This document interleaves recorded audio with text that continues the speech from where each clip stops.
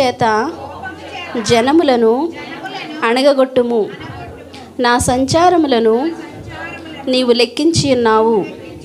నా కన్నీళ్లు నీ బుడ్డిలో ఉంచబడి ఉన్నవి. అవి నీ కవిలలో కనబడును గదా. నేను మొర్రపెట్టు దినమున నా శత్రువులు వెనుకకు తిరుగుదురు. దేవుడు నా పక్షముననున్నాడని నాకు తెలియను. దేవుని బట్టి నేను ఆయన వాక్యమును కీర్తించెదను. యెహోవాను బట్టి ఆయన వాక్యమును కీర్తించెదను.